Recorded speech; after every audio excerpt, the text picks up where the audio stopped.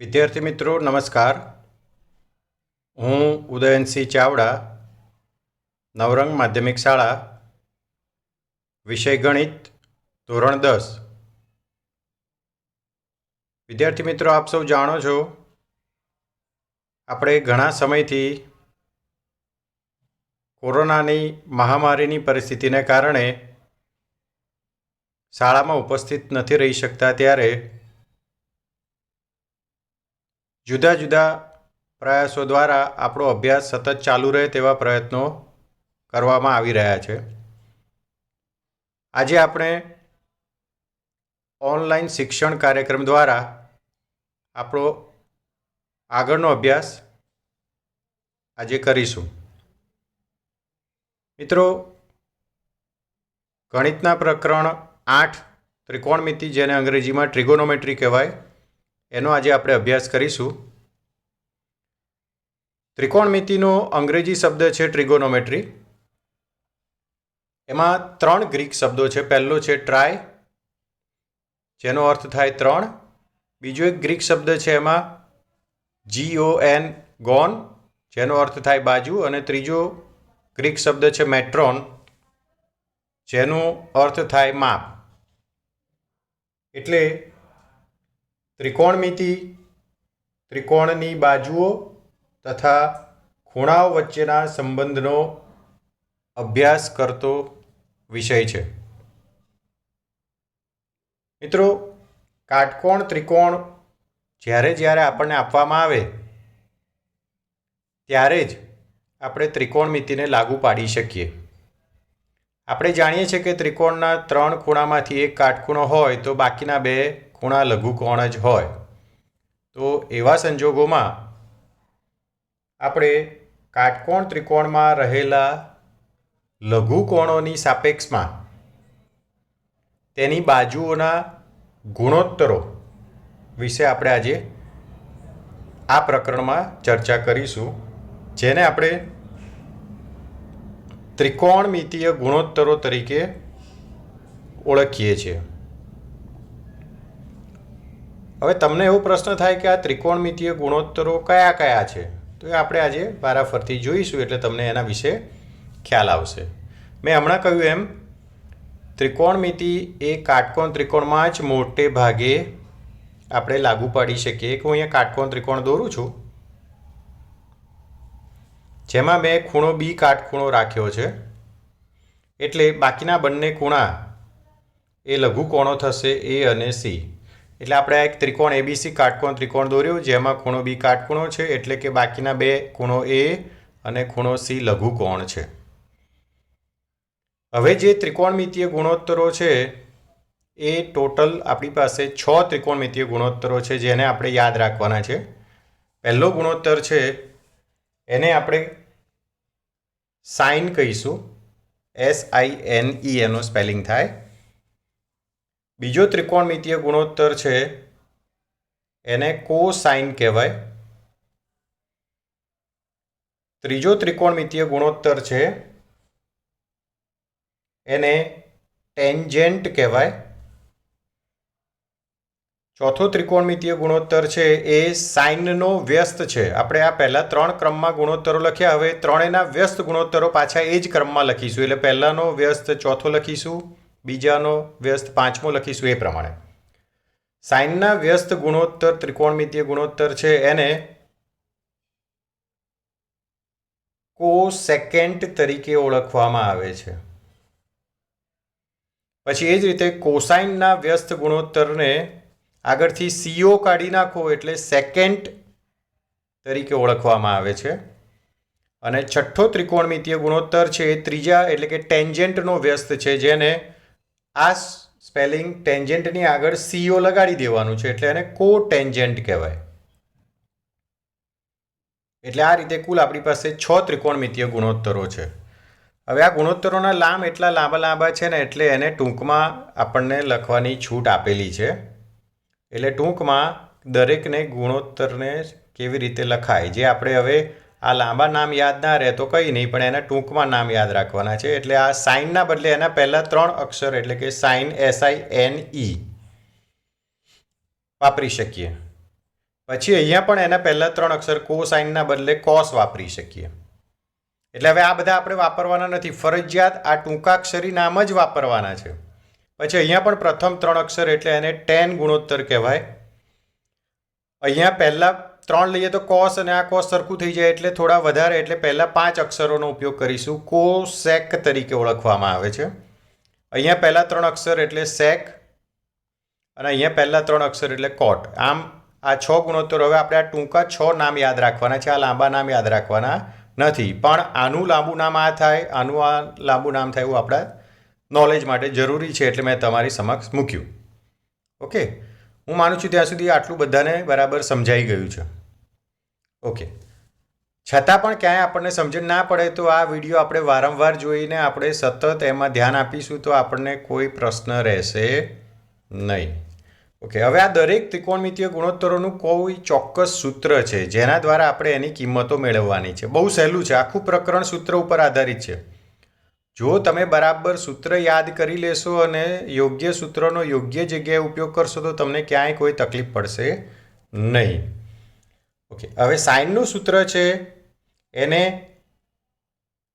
આપણે મેં હમણાં અગાઉ કહ્યું એમ ત્રિકોણમિતીય ગુણોત્તરો એટલે ત્રિકોણની બાજુઓનો ગુણોત્તર. ગુણોત્તર એટલે ભાગાકાર, એટલે ત્રિકોણની 2 બાજુઓનો ભાગાકાર. કોઈ પણ ગુણોત્તર એટલે કોઈ પણ 2 બાજુનો ભાગાકાર. આ બાજુ, આ બાજુ, આ બાજુ, 3 બાજુમાંથી કોઈ પણ 2 બાજુનો ભાગાકાર કરો તો આ બધાએ ગુણોત્તરો આપણને મળી જાય. તો સાઇનનું સૂત્ર છે સામેની બાજુ ભાગ્યા કર્ણ, જેને ટૂંકમાં સા ભાગ્યા ક. એટલે આપણે જમવામાં શાક વાપરીએ છીએ એ શાક કહેવાય, આ શાક છે. સામેની બાજુ ભાગ્યા કર્ણ એટલે ટૂંકમાં સાઇન એટલે શાક, એવું યાદ રાખો. સા એટલે સામેની બાજુ, ક એટલે કર્ણ, તો પણ તમે સહેલાઈથી યાદ રાખી શકો. કોસ એટલે પાક, પા એટલે પાસેની બાજુ, અને ક એટલે ફરીથી તમે સમજી જ ગયા છો કર્ણ. ઓકે, ત્રીજો ગુણોત્તર છે tan, જેને સાપા કહેવાય. એટલે કે આ 2 ગુણોત્તરનો ભાગાકાર કરીએ તો કર્ણ છેદ ઉડી જાય એટલે સામેની બાજુ ભાગ્યા પાસેની બાજુ મળી જાય, જે એનું સૂત્ર બને. સામેની બાજુ ભાગ્યા પાસેની બાજુ એ tanનું સૂત્ર થયું ત્રીજા ત્રિકોણમિતીય ગુણોત્તરનું. અને હમણાં મેં અગાઉ કહ્યું કે પહેલાંનો વ્યસ્ત ગુણોત્તર ચોથો છે. તો તમે જાણો છો કે ધારો કે કોઈ એક સંખ્યા 2 પંચમાંશ આપી હોય તો એનો વ્યસ્ત એટલે એનું ઉલટું કરી દેવાનું, એટલે 5 દ્વિતીયાંશ. છેદ અંશ બને, અંશ છેદ બને, જેને વ્યસ્ત કહેવાય, જે તમે સૌ જાણો જ છો. તો આ કોસેકેન્ટ એટલે કે કોસેકનું વ્યસ્ત એટલે એ સાઇનનું છે, એટલે આનું ઊંધું કરવાનું, એટલે કર્ણ ભાગ્યા સામેની બાજુ, એટલે એને કસા કહેવાય ટૂંકમાં, જો આપણે યાદ રાખવું હોય તો. કર્ણ ભાગ્યા સામેની બાજુ એટલે ટૂંકમાં શું યાદ રાખવાનું થયું? 2 જ, પહેલાં 2 યાદ રાખો અથવા પહેલું 1 યાદ રાખો તો 6 આવડી ગયા. સા એટલે સાઇન એટલે શાક, કોસ એટલે પાક, કોસ એટલે પાક, અને tan એટલે પહેલાં 2 ગુણોત્તરોનો ભાગાકાર, પહેલા ભાગ્યા બીજા ગુણોત્તર, એટલે સામેની ભાગ્યા પાસેની. કર્ણનો છેદ ઉડી જાય એટલે સામેની ભાગ્યા પાસેની મળી જાય. અને બાકીના 3 તો પહેલા 3ના વ્યસ્ત છે એટલે બહુ સરળ છે. સેક એટલે બીજાનો વ્યસ્ત, એટલે કે કર્ણ ભાગ્યા પાસેની બાજુ, એટલે કર્ણ ભાગ્યા પાસેની બાજુ, એટલે એને ક પા કહેવાય. કર્ણનો ક, પાસેની બાજુનો પા, પહેલો અક્ષર આપણે વાપર્યો છે, જેથી યાદ રાખવામાં સહેલું પડે. અને છેલ્લે કોટ એટલે ત્રીજા ગુણોત્તરનો વ્યસ્ત, એટલે કે સામેની બાજુ ભાગ્યા પાસેનું વ્યસ્ત, એટલે પાસેની બાજુ ભાગ્યા સામેની બાજુ થાય. પાસેની બાજુ ભાગ્યા સામેની બાજુ, જેને ટૂંકમાં પાસા કહેવાય. એટલે આમ આ 6 ત્રિકોણમિતીય ગુણોત્તરો આપણને મળ્યા.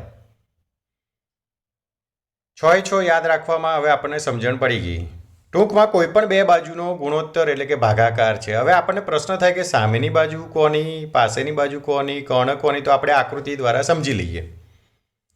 હવે કાટકોણ ત્રિકોણ છે, ખૂણો બી કાટખૂણો છે. કર્ણ કોને કહેવાય? આપ સૌ જાણો છો કે કાટખૂણાની સામેની બાજુને હંમેશા કર્ણ કહેવાય. એટલે આપણું આ કર્ણ છે એ તો ફિક્સ છે. કાટખૂણાની સામેની બાજુને હંમેશા કર્ણ કહેવાય. એટલે આપણે કાટકોણ ત્રિકોણમાં કાટખૂણો શોધી એની સામેની બાજુ કર્ણ આપણને તરત મળી જશે. હવે પ્રશ્ન થયો કે બાકીની 2 બાજુમાંથી કઈ સામેની બાજુ અને કઈ પાસેની બાજુ. તો હવે આપણે ક્યાંથી જોઈએ છે, હું આ લઘુકોણ એમાંથી જોઉં તો એના આધારે સામેની બાજુ આ થશે, ખૂણા એની સામેની બાજુ આ થશે, કઈ BC, અને ખૂણા એની પાસેની બાજુ કઈ થશે, આ AB. જ્યારે કર્ણ તો એનો એ જ રહેશે કારણ કે કાટખૂણો આ છે. તમે બાકીના A કે ખૂણો C લઘુકોણ જ્યાંથી પણ જોશો કર્ણ બદલાશે નહીં. પણ અહીંયાથી જુઓ ખૂણા એમાંથી તો સામેની બાજુ BC બને. જ્યારે હું ખૂણા Cમાંથી જોઉં તો સામેની બાજુ AB બને. એટલે તમે ક્યાંથી જુઓ છો એના આધારે તમારી સામેની બાજુ અને પાસેની બાજુ નક્કી થાય. તો આપણે અહીંયાથી જોઈએ છે એવું લઈ લઈએ એ ખૂણામાંથી. તો હું જે ખૂણામાંથી જોતો હોઉં એ જ ખૂણો મારે ત્રિકોણમિતીય ગુણોત્તર સાથે લખવો પડે. એટલે કે આ સાઇન સૂત્ર છે તો હું સાઇન A લખું એટલે આપણને એમને એમ ખબર પડે કે હું ખૂણા એમાંથી જોઈ રહ્યો છું. સાઇન A એટલે મારે ખૂણા એમાંથી જોવાનું. હવે સાઇનનું સૂત્ર છે સામેની બાજુ ભાગ્યા કર્ણ. આપણે આ આપણી ખાલી યાદ શક્તિ માટે ટૂંકું સ્વરૂપ લખ્યું છે, આ લખવાની જરૂર નથી. તો હવે આપણે એની કિંમત મૂકી દઈએ. આપણો સાઇન A ગુણોત્તર છે એટલે મારે ખૂણા એમાંથી જોવાનું છે. એની સામેની બાજુ આ થશે, જ્યારે પાસેની બાજુ ખૂણા એની આ થશે. બરાબર છે ને? હું ખૂણા એમાંથી જોઈ રહ્યો છું એટલે ખૂણો એ આ રહ્યો, એની આ સામેની બાજુ BC થશે, જ્યારે ખૂણા એની પાસેની બાજુ AB થશે. એટલે હવે મને બધા ગુણોત્તરોના જવાબ સહેલાઈથી મળશે. કેવી રીતે? જુઓ, સાઇન A સામેની બાજુ ભાગ્યા કર્ણ, તો સામેની બાજુ છે BC ભાગ્યા કર્ણ છે AC. હવે જો બાજુના નામ લખવાને બદલે અહીંયા માપ આપેલા હોય બાજુના, ધારો કે અહીંયા 5 સેમી હોય તો મારે BCની જગ્યાએ BC નહીં લખતા 5 લખી દેવાનું. કર્ણનું માપ 13 હોય તો મારે કર્ણ ACની જગ્યાએ માપ 13 લખી દેવાનું. BC ભાગ્યા AC લખવાની જરૂર રહેતી નથી. અને લખો અને પછી માપ લખો તો પણ ચાલે, બંને રીતે ચાલે. ઓકે, હવે બીજો cos A એટલે હવે મારે cos A એટલે એ ખૂણામાંથી જોવાનું છે. એટલે ફરીથી મારો ખૂણો તો એનો જ રહે છે એટલે મારે કોઈ બીજો પ્રશ્ન છે નહીં. પાસેની બાજુ એની થશે AB અને કર્ણ તો આપણો છે એનો એ જ રહેશે AC. હવે tan એટલે સામેની બાજુ ભાગ્યા પાસેની બાજુ, તો tan A એટલે સામેની બાજુ BC ભાગ્યા પાસેની બાજુ એટલે કે AB. અને અગાઉ કહ્યું એમ ચોથો, પાંચમો અને છઠ્ઠો ગુણોત્તર તો પહેલા ત્રણના અનુક્રમે વ્યસ્ત છે. એટલે પહેલાના જવાબનું વ્યસ્ત કરીએ AC ભાગ્યા BC એટલે કે કર્ણ તમારો AC થશે અને સામેની બાજુ તમારી BC થશે. એ જ પ્રમાણે બીજાનો વ્યસ્ત કર્ણ ભાગ્યા પાસેની બાજુ એટલે કે AC ભાગ્યા AB એ આ સેકન્ડનો એટલે કે સેકનો જવાબ થશે, AC ભાગ્યા AB. અને છેલ્લે ત્રીજા ગુણોત્તર ટેનનું વ્યસ્ત આ હોવાથી ત્રીજાનો જવાબ BC ભાગ્યા AB છે એટલે આનો જવાબ થશે AB ભાગ્યા BC. પાસેની બાજુ એટલે કે AB અને સામેની બાજુ એટલે કે BC. આમ આપણને 6 ગુણોત્તરો આ રીતે મળી ગયા. આપણે એના લાંબા લાંબા નામો યાદ રાખવાના છે નહીં, આપણે હવે આ ટૂંકા નામો યાદ રાખવાના છે. એટલે આ 6 ગુણોત્તર અને એનું આ સૂત્ર બરાબર પાક્કું તમને યાદ હોવું જોઈએ. તો હું માનું છું ત્યાં સુધી તમને આ ગુણોત્તરોને લગતા કોઈ પણ પ્રશ્ન પૂછવામાં આવે તો તમને કોઈ તકલીફ પડશે નહીં. હવે તમને એવું થાય કે સરે તો સમજાવી દીધું પણ હવે આપણને આવડે છે કે નહીં, તો આપણે એને એકવાર એક દાખલો લઈને ચેક કરી લઈએ. બરાબર ને મિત્રો? ચાલો, હું અહીંયા એક રકમ લખું છું જે આપણા પુસ્તકના સ્વાધ્યાયમાંથી જ છે. તો ચાલો આપણે પહેલાં સ્વાધ્યાય 8.1ના દાખલા નંબર 1થી શરૂઆત કરીએ. સ્વાધ્યાય 8.1 દાખલા નંબર 1. તમારી પાસે પુસ્તક હશે તો તમે એમાંથી ખોલીને જુઓ.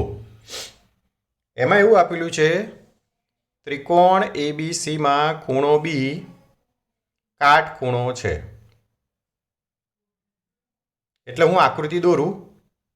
ત્રિકોણ ABC છે જેમાં ખૂણો B કાટખૂણો છે એટલે મારો C અને A લઘુકોણો થયા. તમારે આકૃતિ મારી જેમ હાથથી દોરવાને બદલે ફૂટપટ્ટી પેન્સિલથી જ ફરજિયાત દોરવી. પછી તમને માપ રકમમાં આપેલા છે. AB બરાબર 24 સેમી છે એટલે હું અહીંયા ABની જગ્યાએ એનું માપ લખી નાખું છું.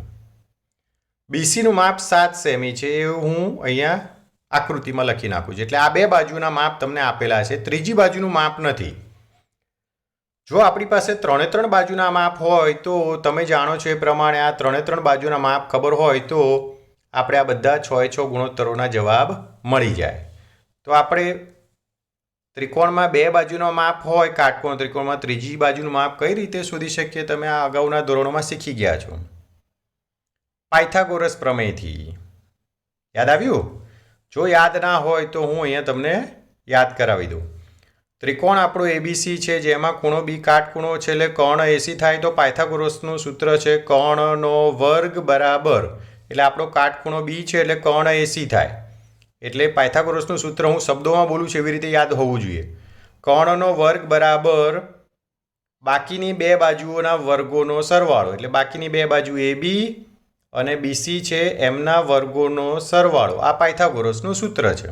ફરીથી હું સૂત્ર હું સમજાવું છું, હું બોલું છું એ રીતે યાદ રાખશો તો ભૂલશો નહીં ક્યારેય. કાટકોણ ત્રિકોણમાં જે ખૂણો કાટખૂણો હોય એની સામેની બાજુને કર્ણ કહેવાય, એટલે કર્ણનો વર્ગ બરાબર બાકીની બે બાજુના વર્ગોનો સરવાળો એ પાયથાગોરસનું સૂત્ર કહેવાય. ઓકે, હવે આપણે આ સૂત્રમાં કિંમતો મૂકી દઈએ. કર્ણ આપણી પાસે છે નહીં, એ બીનું માપ 24 છે, બીસીનું માપ 7 છે, 24નો વર્ગ મને મોઢે યાદ છે 576 થાય, 7નો વર્ગ 49 થાય, સરવાળો કરીએ તો એ 625 થાય. એટલે કર્ણ એસીનો વર્ગ બરાબર 625 થયા. તો 625 એ 25નો વર્ગ છે, એટલે બંને બાજુથી વર્ગ દૂર કરવામાં આવે તો એસી બરાબર 25 થયા. એટલે અહીંયા હું એનું માપ 25 સેમી લખી કાઢું છું. એટલે આ રીતે હવે આપણી પાસે ત્રિકોણની ત્રણેય બાજુઓના માપ મળી ગયા. એટલે હવે આપણને પ્રશ્નમાં પૂછ્યું છે કે નીચેના ગુણોત્તરોનું મૂલ્ય શોધો. એમાં પહેલામાં પૂછેલું છે, એક છે સાઇન એ અને એમાં બીજું પૂછ્યું છે કોસ એ. એટલે મારે એમાંથી જોઈને જવાબ આપવાનો છે. હવે સાઇન એટલે આપણું સૂત્ર હું અહીંયા લખું છું. કેમ લખું છું? વારંવાર આવું દરેક દાખલામાં સૂત્ર લખીશું તો આપણને સૂત્ર એ બાને યાદ થઈ જશે. સામેની બાજુ ભાગ્યા કર્ણ, અને કોસ એટલે પાસેની બાજુ ભાગ્યા કર્ણ. સૂત્ર મેં અગાઉ કહ્યું હતું કે જો બરાબર આવડતા હશે તો તમારું કામ બહુ ઝડપથી થઈ જશે. બરાબર ને? ઓકે, સાઇન સામેની બાજુ ભાગ્યા કર્ણ. આપણે ખૂણો એ છે એટલે ખૂણા એમાંથી જોઈશું. સામેની બાજુ એટલે 7, કર્ણ એટલે કાટખૂણાની સામેની બાજુ એટલે કે 25. કોસ એટલે પાસેની બાજુ. આપણો ખૂણો એ છે એટલે એમાંથી જોઈશું. પાસેની બાજુ એટલે 24 થશે, અને કર્ણ તો આપણો એનો એ જ છે કાટખૂણાની સામેની બાજુ એટલે 25. એટલે આમ આપણને આ બંને જવાબ મળી ગયા. છે ને સહેલું? ઓકે, હવે એમાં બીજો પેટા પ્રશ્ન છે. એમાં તમને પૂછેલું છે સાઇન સી અને કોસ સી. હવે જો મિત્રો, આપણે ખૂણા એના બદલે હવે ખૂણા સીમાંથી જોવાનું છે. એટલે હવે શું થશે? સાઇનનું સૂત્ર લખીએ પહેલાં આપણે. સામેની બાજુ ભાગ્યા કર્ણ, અને કોસ એટલે પાસેની બાજુ ભાગ્યા કર્ણ.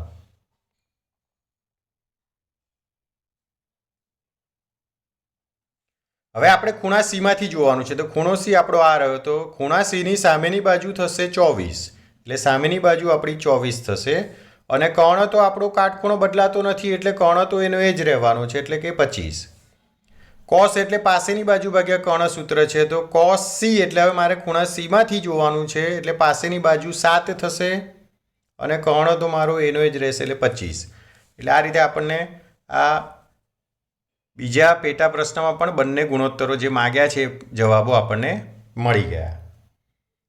છે ને સહેલું? ઓકે, હું માનું છું ત્યાં સુધી હવે તમને આવડશે, અને આવડશે તો તમને દાખલા ગણવાની મજા આવશે. ઓકે, હવે આપણે એક એના પછીનો દાખલો જોઈએ. દાખલા નંબર 2.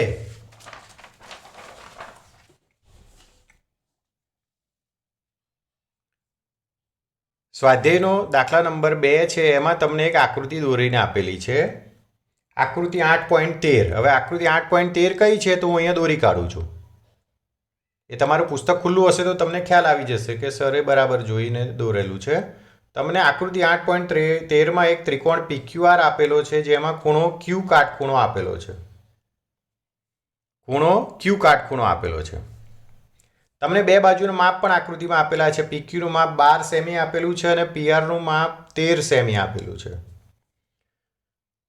તો આ પણ કાટકોણ ત્રિકોણ છે. બે બાજુનું માપ છે, ત્રીજી બાજુનું માપ છે નહીં. જો આપણે ત્રીજી બાજુનું માપ શોધી કાઢીએ તો આપણને કોઈ પણ ગુણોત્તર પૂછ્યો હોય તો આપણે એ સહેલાઈથી શોધી શકીએ. ઓકે, તો હવે આપણે જાણીએ છીએ કે બે બાજુના માપ પરથી ત્રીજી બાજુનું માપ શોધવું હોય તો શું કરવાનું? પાયથાગોરસનું સૂત્ર વાપરવાનું. ઓકે, તો આપણો આ ત્રિકોણ PQR છે આકૃતિમાં, જેમાં ખૂણો Q કાટખૂણો આપેલો છે. તો હવે આપણો કર્ણ કયો થાય? કાટખૂણાની સામેની બાજુ. તો PR તમારો કર્ણ થયો એટલે સૂત્ર કર્ણનો વર્ગ બરાબર બાકીની બે બાજુઓ PQ અને QR થઈ એમના વર્ગોનો સરવાળો. એ આપણું સૂત્ર છે. બરાબર ને? ઓકે, હવે આપણી પાસે કર્ણ અહીંયા છે એટલે કર્ણનું માપ PR જે 13 છે, PQનું માપ 12 છે અને QR આપણી પાસે છે નહીં. 13નો વર્ગ 169 થાય, 12નો વર્ગ 144 થાય વત્તા QR સ્ક્વેર. હવે તમે બધા વર્ગ કરવાનું તો જાણો છો. 12નો વર્ગ એટલે 12 ગુણ્યા 12 કરો, જવાબ મળી જાય. 13નો વર્ગ પણ એ જ રીતે 13 ગુણ્યા 13 કરવાથી મળી જાય. હવે આ બંને બાજુઓ, બંને સંખ્યાઓ છે બરાબરની સામસામેની સાઈડ છે એટલે બંનેને એક બાજુ લેતા 144ને હું સાઈડ બદલીને આ બાજુ લઉં તો એનું ચિહ્ન બદલાય. અત્યારે પ્લસ છે એટલે માઇનસ થઈ જશે. એટલે બાદબાકી કરતાં આપણને એનો જવાબ 25 મળે. 9માંથી 4 જાય 5, 16માંથી 14 જાય 2. એટલે આ 5નો વર્ગ છે એટલે QR સ્ક્વેર બરાબર 25 થયા. જે 5નો વર્ગ છે બંને બાજુથી હું વર્ગ કાઢું તો QRનું માપ મને મળી ગયું 5, જે અહીંયા હું આકૃતિમાં નોંધી નાખું. એટલે આ રીતે આપણને QR મળી ગયું. એટલે હવે ત્રણ બાજુનો માપ છે. તો હવે આપણને એમાં પ્રશ્ન પૂછ્યો છે tan P minus cot R શોધો. એટલે મારે પહેલાં tan P શોધવાનો છે. એક ગુણોત્તર આ શોધવાનો છે અને બીજો મારે શોધવાનો છે cot R. આ બંને મળી જાય પછી એની બાદબાકી પૂછેલી છે. tan P minus cot R શોધો. એટલે પહેલાં હવે આપણે બે આ ગુણોત્તરો શોધવા પડશે. તો હવે tanનું સૂત્ર છે કયું? યાદ કરો. જો tan એટલે સામેની બાજુ ભાગ્યા પાસેની બાજુ. જો તમને યાદ ના હોય તો હું અત્યારે કહી દઉં છું, પછી તમે મોઢે કરશો એટલે તમને યાદ આવી જશે. cot એટલે tanનો વ્યસ્ત છે એટલે કે પાસેની બાજુ ભાગ્યા સામેની બાજુ. પણ અહીંયા બંનેના ખૂણા જુદા છે એટલે બંનેની કિંમતો જુદી આવશે. હવે tan P એટલે મારે P ખૂણામાંથી જોવાનું છે એટલે આ રહ્યો. હવે tanનું સૂત્ર છે સામેની બાજુ એટલે Pની સામેની બાજુ થશે 5 ભાગ્યા પાસેની બાજુ એટલે Pની પાસેની બાજુ થશે 12. આ તો કર્ણ છે, કાટખૂણાની સામેની બાજુ, એટલે એ તો લેવાની રહેતી નથી. હવે પાસેની બાજુ cot R મહત્વનું અહીંયા છે. R એટલે ખૂણા Rમાંથી જોઈને આપણે જવાબ આપવાનો છે. તો ખૂણો R આપણો આ રહ્યો. હવે કોટનું સૂત્ર પાસેની બાજુ ભાગ્યા સામેની બાજુ અને ખૂણો R છે એટલે અહીંથી જોઈશું. પાસેની બાજુ Rની પાસેની બાજુ 5 અને સામેની બાજુ Rની 12. એટલે આમ બંને ગુણોત્તરો આપણને મળી ગયા. હવે આપણી આ રકમમાં આપણે કિંમત મૂકીએ. tan P એટલે કેટલા? 5/12 માઇનસ cot R એટલે એ પણ 5/12. તો જવાબ શું થયો મિત્રો? 0. સરખી સંખ્યાની બાદબાકી હંમેશા 0 થાય. એટલે આ રીતે આપણને બીજો દાખલો પણ આવડી ગયો. અને છેલ્લે એક દાખલો જોઈએ. આજે વધારે આપણે જોતા નથી. ત્રીજો દાખલો રકમમાં આવું આપેલું છે sin A બરાબર 3/4. તો તમારે cos A અને tan A શોધવાના છે. cos A tan A શોધો એવું આપણને કહેલું છે. તો હવે આપણે sin A 3/4 આપેલો છે તો સાઇનનું સૂત્ર યાદ કરીએ. સાઇન એટલે સામેની બાજુ ભાગ્યા કર્ણ એવું સૂત્ર છે. તો હવે 3 અને 4 છે એટલે મારે કાટકોણ ત્રિકોણ દોરવાનો. એ છે એટલે મારે એ ખૂણામાંથી જોવાનું છે એટલે એ કાટખૂણો ન હોય એવું મને ખબર પડે એટલે બાકીના એ સિવાયના કોઈ પણ ખૂણાને હું કાટખૂણો બનાવું. ધારો કે હું B બનાવું છું હવે સાઇન એની કિંમત 3/4 એટલે સાઇન એનું સૂત્ર સામેની બાજુ એટલે આ સામેની બાજુનું માપ 3 થયું એટલે એની સામેની બાજુનું માપ આ 3 થયું એટલે કે BC 3 આપેલો છે એવું કહેવાય. અને કર્ણનું માપ 4 છે એટલે કર્ણ કાટખૂણાની સામેની બાજુ એટલે આ માપ 4 છે એટલે આ રીતે આ બે બાજુનું માપ છે. ત્રીજું માપ હવે આપણે આ શોધવાનું થયું. ફરીથી સાઇન એની કિંમત તમને આપેલી છે 3/4. સાઇન એટલે સામેની બાજુ ભાગ્યા કર્ણ. તો સામેની બાજુ તમને ખૂણો એ આપેલો છે એટલે એની સામેની બાજુ BC થશે એટલે એમાં 3 લખ્યા. અને કર્ણ કાટખૂણાની સામેની બાજુ AC થશે એટલે એમાં આપણે આ એનું માપ 4 લખ્યું. આ બે માપ છે બાજુના. ત્રીજું આપણે પાયથાગોરસ સૂત્રથી શોધીશું. તો પાયથાગોરસનું સૂત્ર તમે જાણો છો. કર્ણનો વર્ગ એટલે કર્ણ અહીંયા AC છે. કર્ણનો વર્ગ બરાબર બાકીની બે બાજુના વર્ગોનો સરવાળો એટલે કે બાકીની બે બાજુ ABનો વર્ગ વત્તા BCનો વર્ગ. હવે આપણી પાસે અહીંયા ABનું માપ છે નહીં જ્યારે BCનું માપ 3 છે અને કર્ણનું માપ 4 છે. તો 4નો વર્ગ 16 થાય. 3નો વર્ગ 9 થાય. આ 9 સરવાળામાં છે સાઈડ બદલું તો બાદબાકીમાં આવે એટલે 16 ઓછા 9 બરાબર AB² થાય. એટલે AB² બરાબર બાદબાકી 7 થઈ જે કોઈનો વર્ગ નથી અને છતાં લખવો હોય તો વર્ગમૂળ 7નો વર્ગ લખાય. એટલે બંને બાજુથી વર્ગ કાઢી કાઢો તો ABનું માપ છે વર્ગમૂળ 7 આવે જે આપણે આકૃતિમાં અહીંયા નોંધી દઈએ. ખ્યાલ આવે છે મિત્રો? હું માનું છું ત્યાં સુધી તમને આ બરાબર સમજાઈ રહેલું છે. રાઈટ? હવે આપણને અહીંયા બે વસ્તુ શોધવાની કીધી છે. એક શોધવાનું કીધું છે cos A અને બીજું શોધવાનું કીધું છે એ છે tan A. બરાબર ને? તો સૂત્ર યાદ કરો તો cos A એટલે કયું સૂત્ર કહેવાય અને tan A એટલે કયું સૂત્ર કહેવાય? યાદ આવ્યું બધાને? cos A એટલે પાસેની બાજુ ભાગ્યા કર્ણ.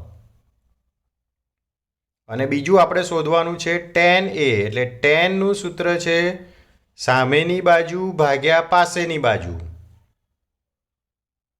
હવે આ સૂત્ર આપણને મળી ગયા તો હવે એ સૂત્રમાં આપણે માત્ર કિંમતો મૂકવાની રહે. cos A એટલે મારે એમાંથી જોવાનું છે. cos એટલે પાસેની બાજુ ભાગ્યા કર્ણ. તો cos A ની પાસેની બાજુ √7 એટલે કે વર્ગમૂળ 7 અને કર્ણ એટલે કે 4. બરાબર છે ને? એ ખૂણામાંથી જોવાનું છે પાસેની બાજુ ભાગ્યા કર્ણ એટલે કે √7 વર્ગમૂળ 7 ભાગ્યા 4. અને હવે tan A એટલે સૂત્ર છે સામેની બાજુ ભાગ્યા પાસેની બાજુ. તો સામેની બાજુ એટલે કઈ થઈ? tan A ની સામેની બાજુ એટલે BC એટલે કે 3 માપ અને પાસેની બાજુ એટલે કે વર્ગમૂળ 7 માપ. એટલે આપણને આ ત્રીજા દાખલાનો પણ ગુણોત્તર બરાબર મળી ગયો. એટલે આ રીતે આપણે આવા બહુ સરળ દાખલાઓ છે. મેં અગાઉ કહ્યું એ પ્રમાણે દાખલા એટલા સરળ છે કે તમે જો સૂત્ર બરાબર કર્યા હશે તો તમને એના જવાબો સહેલાઈથી મળી જશે અને તમને રસ પણ પડશે. ઓકે મિત્રો, આજે આપણે પહેલાં આપણા આજના આ ઓનલાઈન ટીચિંગ કાર્યક્રમમાં આજે અહીંયા આપણે અભ્યાસ સમાપ્ત કરીએ છીએ. વધુ આપણે આના પછીના વિડીયોમાં જોઈશું. નમસ્કાર.